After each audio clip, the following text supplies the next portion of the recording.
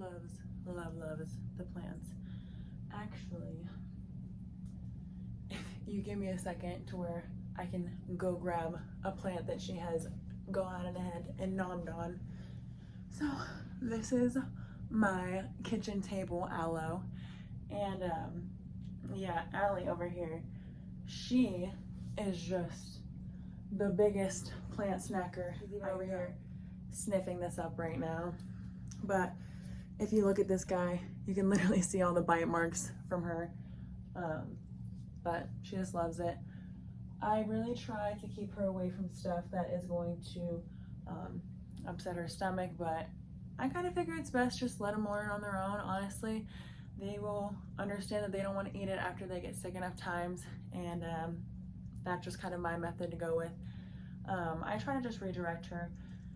I did start growing some cat grass for them, so that way they're not as tempted, but definitely still a problem for this girl. Let me move her out of here. First aloe that I got at one of those little swaps, and I just love it. It started out super small. It was probably like down to here, and it has just continuously sprouted. I hardly do anything to this little guy. You can see my cat's walking around in the back. That's Gingy now, so it's not just Allie. I hardly take care of this little guy, but he is thriving. He sits right up there on my little cubby organizer, and he just loves it. I don't hardly have to do anything to him. Very, very motivating if you struggle with killing plants, because this guy just has no quit. It actually led me to getting this, which was a rescue. First, I killed it even worse than what it is now. As you can see, Allie loves to munch on this. It's got a bunch of little holes. I understand, it's a good snack. I try to keep him away from it. That's why I give him the cat grass as a good alternative. But this guy, I totally killed. I put it outside. It got sunburned.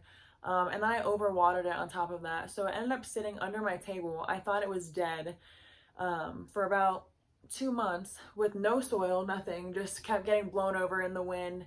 I don't know what it's like in your guys' cities, but we get crazy microbursts and like kaboobs. So this guy has really just come back to life in the time. Sorry, if you have plants, you know that pests are always going to be a little bit of a problem. I'm struggling with fungus gnats right now. It's not my brightest hour, but it's what we're dealing with. So that's just the reality of plants. But this aloe was my second one. I did revive it from what it was, and I actually have a couple little pups that you can see right in here. My cat loves to just rip those guys out, those little pups that you can see right there. Super neat to kind of watch this grow and come back from what it was. It was incredibly horrible looking. And then I actually got a little brave, and I had this one on my kitchen counter, so Allie doesn't have as much access to it, so it's not as damaged. But I put this guy in a self-watering pot. As you can see, it's like really dry and empty right now, but my leaves are still really green. They're not too flexible. They're getting a little bit soft, like at the tips right here.